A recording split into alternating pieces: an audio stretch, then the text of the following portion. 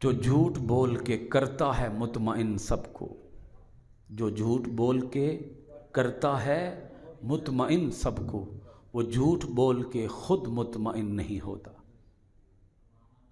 ہمارے سیاستدان جھوٹ بولیں، ہمارے وزیر جھوٹ بولیں، ہمارے لیڈر مذہبی پیشوا جھوٹ بولیں، سیاسی رہنما جھوٹ بولیں، ڈاکٹرز جھوٹ بولیں، وکلاء جھوٹ بولیں، انجینئرز جھوٹ بولیں، صحافی جھوٹ بولیں، تاجر جھوٹ بولیں، دکاندار جھوٹ بولیں، سرمایہ کار جھوٹ بولیں، کسان جھوٹ بولیں، نمازی جھوٹ بولیں، پھر کیا رہ کیا گیا پیچھے؟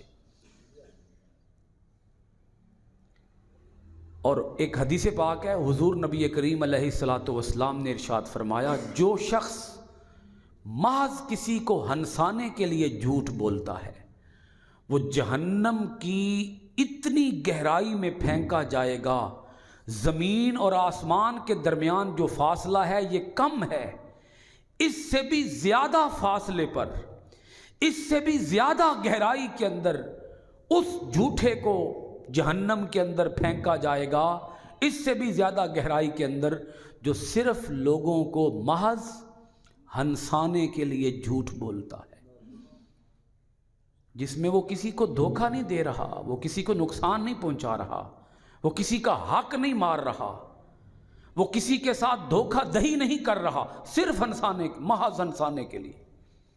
اگر محض ہنسانے کے لیے جھوٹ بولنے کی اتنی بڑی سزا ہے کہ اسے جہنم کی اتنی بڑی گہرائی میں پھینکا جائے گا کہ وہاں زمین اور آسمان کے درمیان فاصلہ بھی کم ہو جائے گا، تو پھر اندازہ لگائیں جو کسی کو دھوکہ دینے کے لیے جھوٹ بولتا ہے، اس کے لیے جہنم کی کتنی کڑی سزا ہوگی۔ کچھ سمجھ آ رہی ہے آپ کو؟ اگر محض ہنسانے کے لیے جھوٹ بولنا اتنا بڑا گناہ ہے تو دھوکہ دینے کے لیے جھوٹ بولنا کتنا بڑا گناہ ہوگا۔ آ جاؤ، صدق کی طرف آ جاؤ، سچ کی طرف آ جاؤ۔ حضور شہنشاہ بغداد، محبوب سبحانی، قطب ربانی، حضرت الشیخ السید محی الدین عبد القادر جیلانی رحمۃ اللہ تعالی علیہ، جن کا لقب ہے محبوب سبحانی، وہ ارشاد فرماتے ہیں، میں نے ولایت، قطبیت، غوثیت کی جتنی منزلیں طے کی ہیں، طریقت کے جتنے مدارج طے کیے ہیں، صدق کی وجہ سے طے کیے ہیں، اور آج صدق کی ہم سے دور ہے۔ جھوٹ بلا بولتا کون ہے؟ زبان جھوٹ بولتی ہے۔ زبان کی حفاظت کرو، اس زبان کو سنبھال کے رکھو، اس زبان سے کبھی بھی جھوٹ مت اگلو، جب بھی بولو سچ بولو۔ منافق کی 3 نشانیاں ہیں نا، کس کی؟ منافق کی 3 نشانیاں ہیں۔ پہلی نشانی، بات کرے تو جھوٹ بولے، دوسرا وعدہ کرے تو وعدہ خلافی کرے، تیسری علامت، امانت رکھی جائے تو خیانت کرے۔ جس کے اندر یہ تینوں علامتیں ہیں، یا تینوں میں سے کوئی ایک علامت ہے، وہ سمجھ لے میں مومن نہیں ہوں، منافق ہوں، کیونکہ حضور نے فرمایا منافق کی 3 نشانیاں ہیں، بات کرے جھوٹ بولے، وعدہ کرے وعدہ خلافی کرے، امانت دی جائے خیانت کرے۔ جھوٹ پہلی نشانی ہے منافقت کی۔ یہ بھی ایک حدیث پاک ہے، حضور نبی کریم علیہ الصلوۃ والسلام نے ارشاد فرمایا، جو جھوٹ بولنا چھوڑ دیتا ہے اور ہمیشہ سچ بولتا ہے، اللہ اسے جنت کے کنارے پر ایک عظیم محل عطا فرماتا ہے، اور جو جھگڑا کرنا چھوڑ دے حق پر ہونے کے باوجود، اللہ اسے جنت کے وسط میں محل عطا فرماتا ہے۔ جو جھوٹ چھوڑے جنت کے کنارے پر، جو جھگڑا چھوڑے جنت کے وسط میں، جنت کے مرکز میں اسے محل عطا کیا جاتا ہے، اور جو شخص بد خلقی چھوڑے، بد اخلاقی چھوڑے، اللہ اسے جنت کا سب سے اعلیٰ درجہ عطا فرماتا ہے۔ تینوں باتیں نوٹ کر لیں، جھوٹ، جھگڑا اور بد اخلاقی۔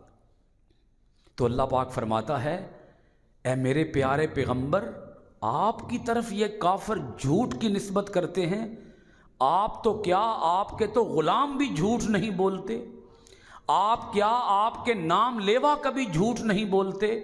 جھوٹ تو بولتا ہی وہی ہے جو کیا ہوتا ہے؟ کافر۔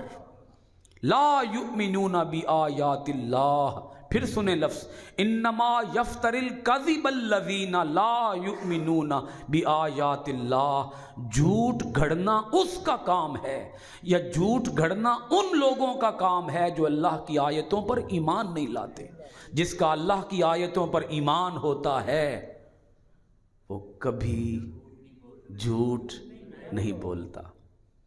یہ کسی دانشور نے کہا تھا کہ کمرہ عدالت میں ملزم کے ہاتھ میں جو قرآن پاک پکڑایا جاتا ہے، زیادہ بہتر یہ ہے کہ وہی قرآن پاک ملزم کے ہاتھ میں نہیں، جج کے ہاتھ میں پکڑایا جائے تو فیصلہ زیادہ اچھا ہوگا۔